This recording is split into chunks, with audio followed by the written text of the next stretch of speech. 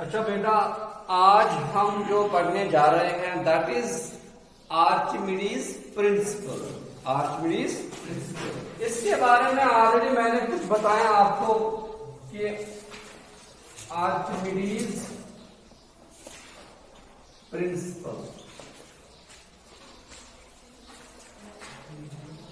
तो बेटा, जब मैंने आपको बताया था अगर हम पानी लेंगे तो पानी पे बहुत हर एक चीज का जो वजन होता है दैट विल डिक्रीज।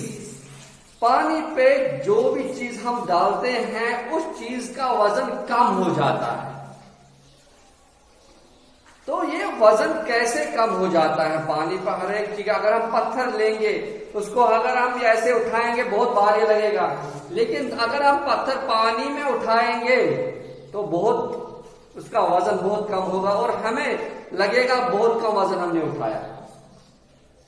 ये क्या वजह है कि पानी में हमें कैसे चीजें बहुत हल्की लगती हैं? तो इसके बारे में मैंने आर्किमिडीज प्रिंसिपल आपको थोड़ा बहुत समझाया था जब हम बायोट फोर्स पढ़ रहे थे। तो बताया कि जब हम एक फ्लूइड लेते हैं, suppose this a fluid, this a container, एक कंटेनर है, इसमें एक फ्लूइड है।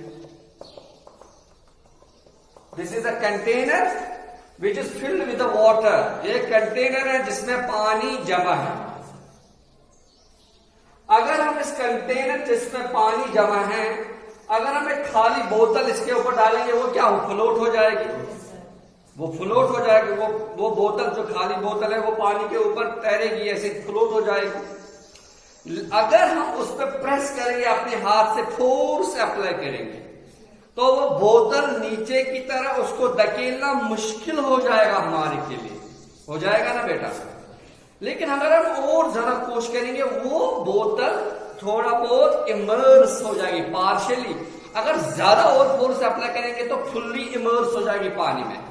जो ही हम फोर्स रिलीज करेंगे अपने हाथ का, तो वो बोतल जल्दी ही आप पानी के ऊपर फिर बहने लगे, फिर फ्लोट हो जाएगी। तो हम क्या एक्सपीरियंस करते हैं?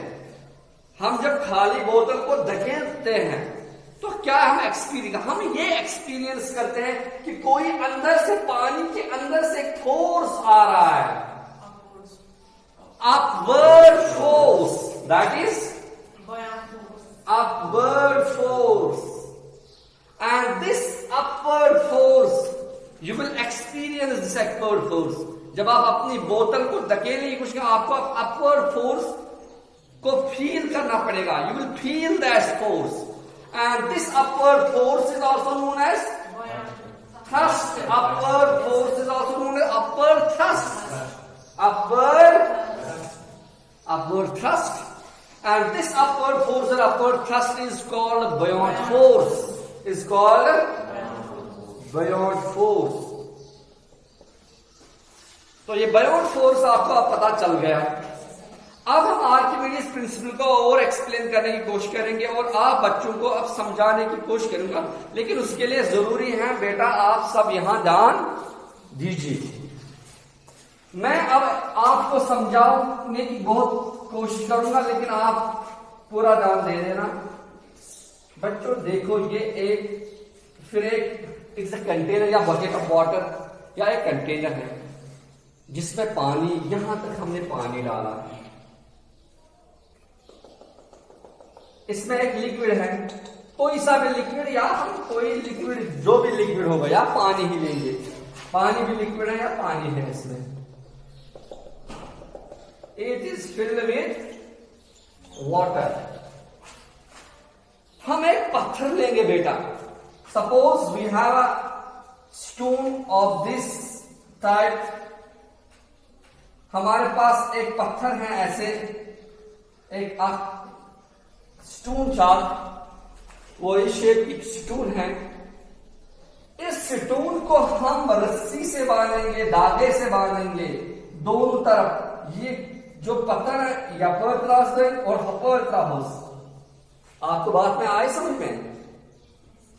इसको रस्सी से बांधेंगे, किससे बांधेंगे? Yeah, we will tie this spoon with a string.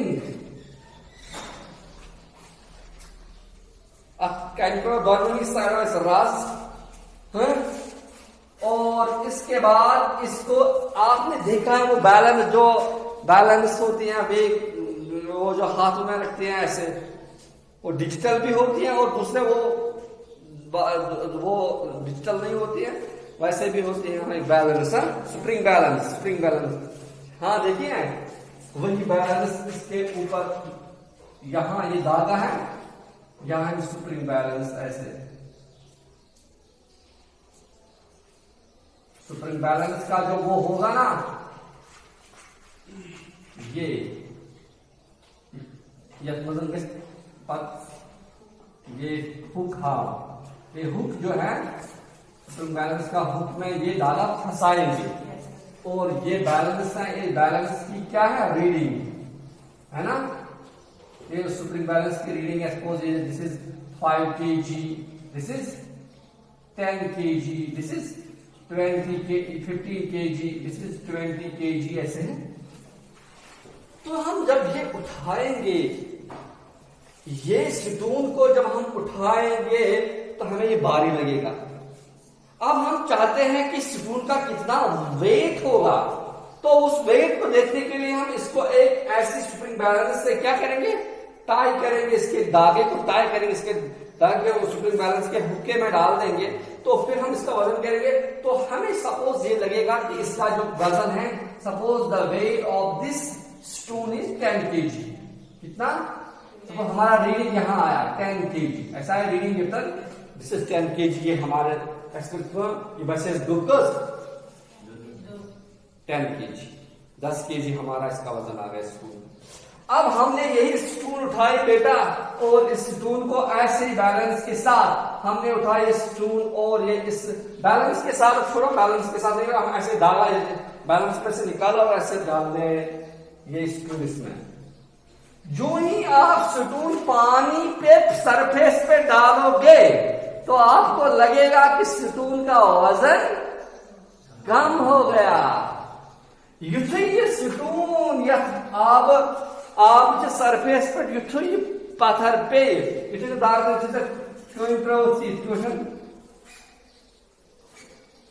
स्टून पे ना आपस पर युथुई आपस पे, और you will see, you will experience that the weight of the stone gets reduced। वजन जो है वो घट गया है। आपको लगेगा कि इस पत्थर का जो वजन है वो घट गया है, वो कम हो गया है। ये क्यों हो गया है, ये कैसे आपको लग गया?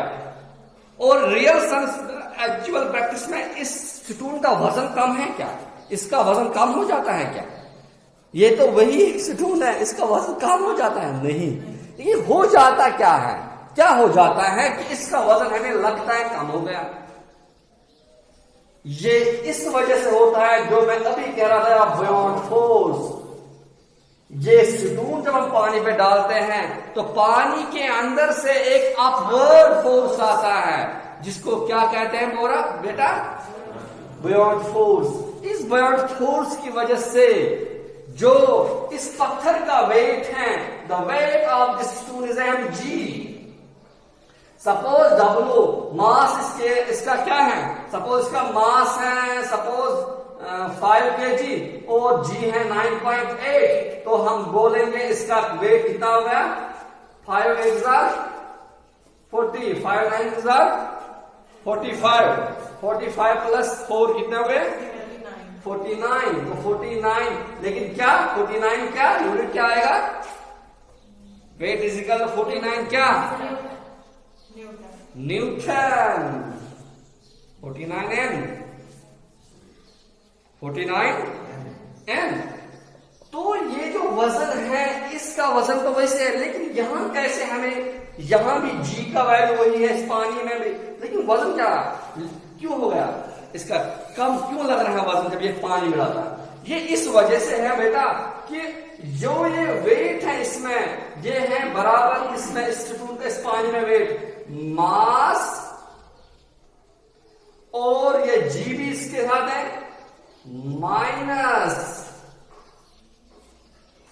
Minus force of Biot force minus FB Biot force जो है वो घटाना इसको, क्योंकि इसका बायोट फोर्स होता है minus Biot force, minus Biot, इस वजह से इसका वेट कम हो करता है। अब मुझे और आगे आप समझो, अब जब पानी में ये हम डाला, नीचे डाला, ये पत्थर कहां पहुंच गए, जब ये पत्थर पहुंच जाए, मुझे आपको क्या समझाना है, आर्किमिडीज प्रिंसिपल। जब ये पत्थर यहां पर आ पहुंचा यहां पर, तो क्या होता है, इस पत्थर की वजह से यहां जो पानी होता है वो डिस्प्लेस होता है, यानी यहां जो पानी पहले था वो इधर की तरफ, इधर की तरफ, इधर की तरफ, इधर की तरफ डिस्प्लेस हो जाता है। यानी इस जहां पर अब पत्थर है, इससे पहले यहां क्या था, पानी, the water was present at this place, but when we put stone into this container and the water gets displaced, और यहां पर क्या आ गया, स्टोन, और इस जगह जो पानी था वो क्या रहा, डिस्प्लेस, और उस वजह से पानी की लेवल क्या होगी, थोड़ा बहुत, वेरी गुड। अब पानी का लेवल ये था, पानी की लेवल अब ये होगी ना लेवल, जब लेवल बढ़ेगी ना पानी इधर ऊपर चढ़ जाए। लेकिन इस स्टोन की जो स्पेस इसने एक्टियार की है, इसने डिस्प्लेस किया पानी को, इससे पहले यहां पानी था, वो पानी डिस्प्लेस हुआ, वो यहां से दूर हुआ, और जो उस डिस्प्लेस पानी का वजन होगा, जो डिस्प्लेस पानी हो गया, उस पानी का जो वजन होगा, इस तक आबस वजन आस तथ वजनस बराबर आसन ये Biot force. This is Archimedes principal. So Archimedes principle states that when you partially or fully immerse an object in a liquid, ये liquidous मजन, चाहे liquidous आब, चाहे दो दशे क्या इसमें आब वाटर, जब आप कोई भी लिक्विड में कोई ऑब्जेक्ट थोड़ा बहुत या पूरी तरह से किसी चीज को डुबाते हो, इमर्स करते हो, तो उस ऑब्जेक्ट की वजह से ऑब्जेक्ट एक फोर्स, बायोट फोर्स एक्सपीरियंस करता है। उस ऑब्जेक्ट का वजन कम हमें लगता है, क्यों, बिकॉज ऑफ बायोट फोर्स, और उस ऑब्जेक्ट का एक बायोट फोर्स हम एक्सपीरियंस, अपवर्ड फोर्स हमें लगता है, इस ऑब्जेक्ट को अपवर्ड फोर्स हमें एक्सपीरियंस होता है, हमें लगता है कि अपवर्ड फोर्स इस ऑब्जेक्ट को कोई चीज ऊपर ही की तरफ धकेलता है, और वो जो अपवर्ड फोर्स है दैट इज बायोट फोर्स। वो बायोट फोर्स जो है वो बराबर होता है the weight of the liquid, जो इस लिक्विड का वेट है जो इस ऑब्जेक्ट की वजह से डिस्प्लेस हुआ है। Use object स्टूल से लिक्विड डिस्प्लेस गो कैलिनिशन ओस एंड ब्रोट क्या आब कैलिनिशन आब ओस आब को कैलिनिशन की वजह से कुछ डिस्प्लेस युस तक आबस वजन ओस तथ वजनस बराबर आसन बायोट फोर्स, तथ वजनस बराबर आसन बायोट फोर्स, तथ वजनस बराबर आसन। यह Archimedes principle. So Archimedes principle states that when you partially or fully immerse an object in a liquid, यदि partially या fully immerse करता object in a liquid, what you experience? You experience an upward force. तो क्या बात upward force object is upward force experience. You saw upward force as a bayout force. The magnitude of this bayout force, that bayout force magnitude as barabar the weight of the liquid. You see liquid displaces an object sleep. Time liquid वजन you say बराबर तक bayout force. मिसाल के तौर पर यह समझने खातर फर्दर वही तरह क्या था, वो ये मान ये स्टून यथ मज त्रो, ये स्टून यथ मज Pro. At situn shna pandav kirti. Shna pandav kirti. At pandav kirti. Vain lado at hook at pandav at lagao kya? Ito hook is balance. Yet balance is hook as lagao pandav khaban. इस balance और इसका हम वजन करेंगे, इसका फिर से वजन करेंगे। आपको लगेगा कि अगर बाहर इसका वजन होगा सपोज 10 kg, आपको इसका वजन अब कितना पानी में लगेगा? नो, इसका थोड़ा बहुत कम होगा, अब 8 kg। जैसे किस पार 8 kg के लेफर या 7 kg। तो आपको लगेगा कि पहले तो मुझे 10 का रीडिंग आ रही थी, अब तो रीडिंग आ रही है कहां पर? 7 पे ही। तो कितना अब इसका वजन आपको लग रहा है घट गया? You will feel that come से कम 3 kg इसका वजन तो घट गया है, लगेगा ना आपको? अब हम करेंगे एक और काम जिसकी वजह से आपको पूरा ये समझ आएगा इंशाल्लाह कि हम यही कंटेनर लेंगे और इस कंटेनर को यहां तक पानी से भर देंगे।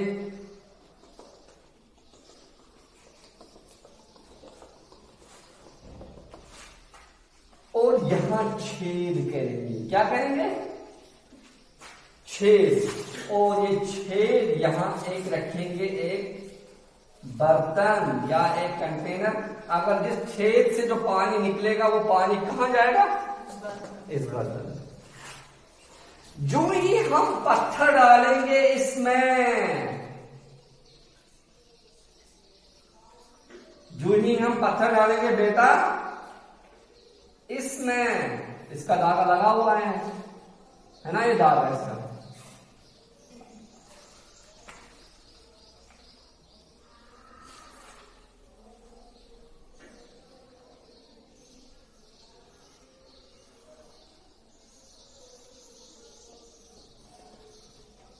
ये है बैलेंस, है ना, वो बैलेंस का हुक है।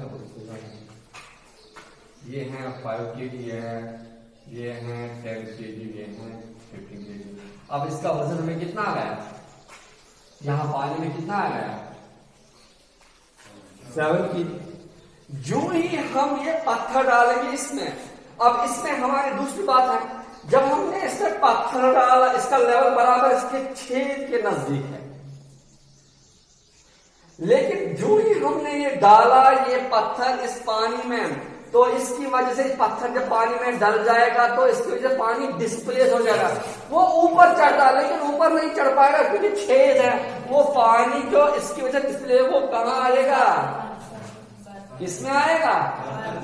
बर्तन में। अब जो ये पानी बर्तन में है इसका भी वजन करेंगे। ये वजन जब करेंगे इसको, पहले तो यहां पर कितना आया था वजन? सपोज आया था 10 kg, और इसमें जब आया था कितना? 7 kg। अगर 7 kg, और अगर इसको पानी यहां इस कटोरे में जब डिस्प्लेस्ड वाटर हो गया उसका वेट करेंगे, वो कितना होगा? वेरी गुड, सपोज 3 kg है ना, वो 7 + 3 हो गया ना, फिर 10 kg। यानी जो ये 3 kg है ना, ये 3 kg है, इसी के 3 kg डिस्प्लेस्ड वाटर का क्या है? हम अब kg नहीं कहें क्योंकि हमें वेट निकालना, हम कहें 3 न्यूटन। हाँ, हम कहेंगे 3 न्यूटन क्योंकि ये वेट है। वेट को हम kg में नहीं मेजर करते हैं, बल्कि कहते हैं किसमें मेजर? न्यूटन में मेजर करते हैं। तो ये 3 न्यूटन हो गया ना बेटा? अब बेटा आप मुझे बताओ कि ये 3 न्यूटन का जो फोर्स है, ये 3 न्यूटन का फोर्स है, इसी के बराबर ये डिस्प्लेस्ड वाटर है, उस डिस्प्लेस्ड वाटर का है क्या है? ये वेट। ये डिस्प्लेस्ड वाटर का वेट है, इसी के वेट के बराबर किस बराबर होगा? क्या होगा इसके बराबर? Buoyant force. They are buoyant force with 3 newton.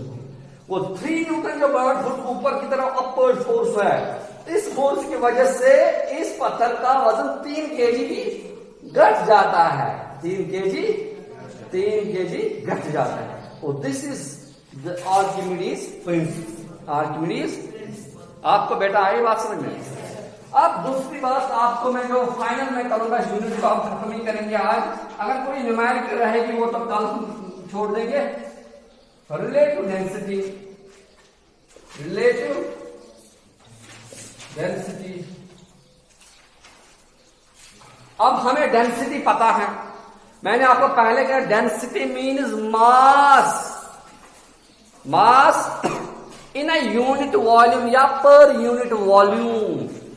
वो डेंसिटी जो होती है, डेंसिटी इज डिफाइंड मास पर यूनिट वॉल्यूम या मास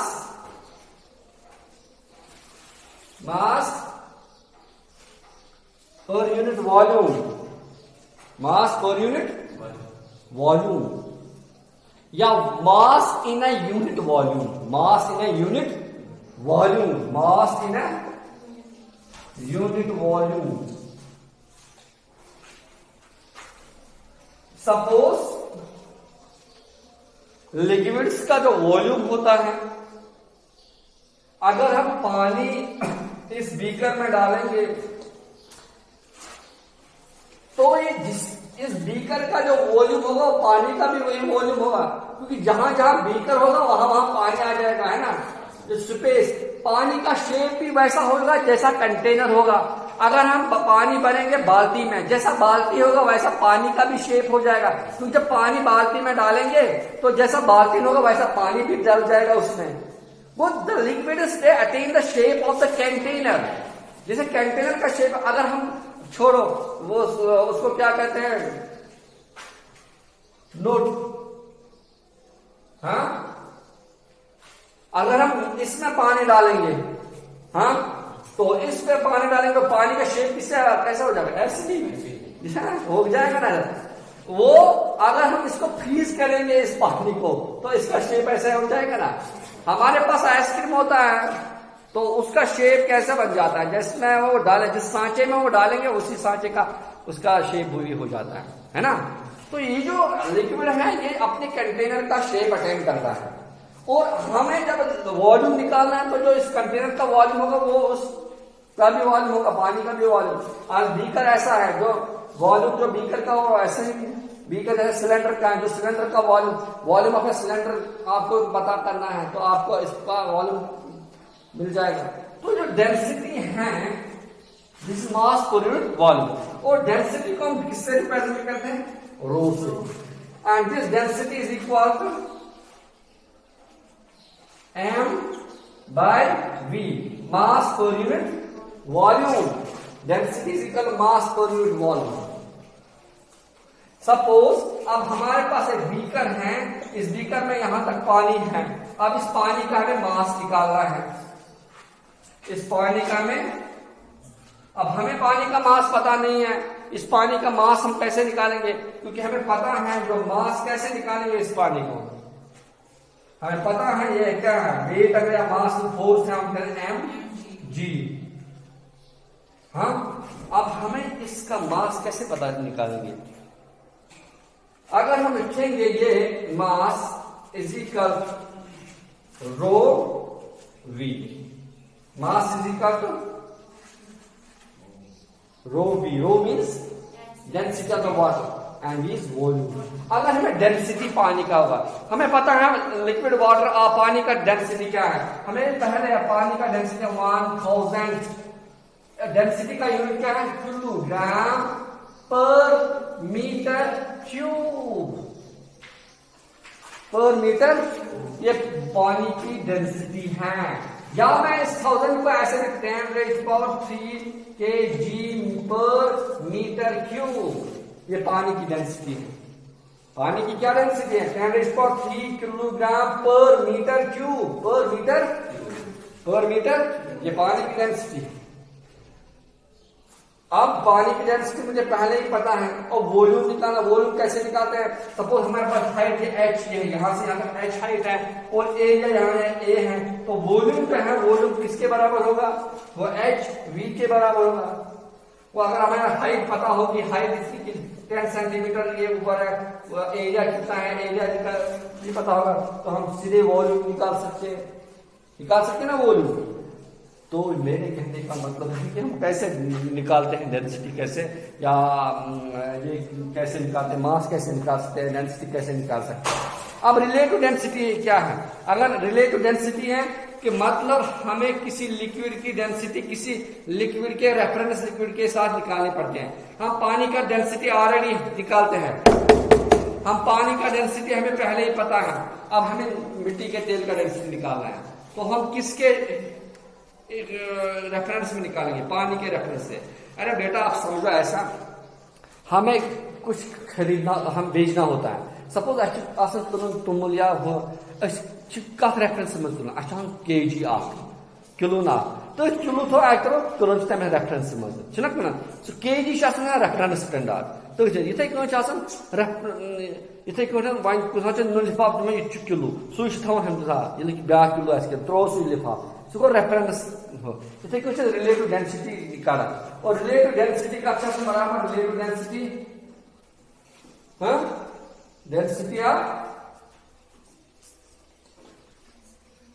डेंसिटी ऑफ सबस्टेंस, जिसका हमें निकालना होता है, divide by density of water, density of water. ठीक है बेटा, डेंसिटी ऑफ वाटर। और कल हम इसको पूरी तरह से पढ़ेंगे, और जो न्यूमेरिकल हैं इसके रिलेटेड हैं, और चैप्टर में जो न्यूमेरिकल हैं उस न्यूमेरिकल को हम क्या करेंगे। बस आज के लिए इतना ही, और कल मिलेंगे इंशाल्लाह।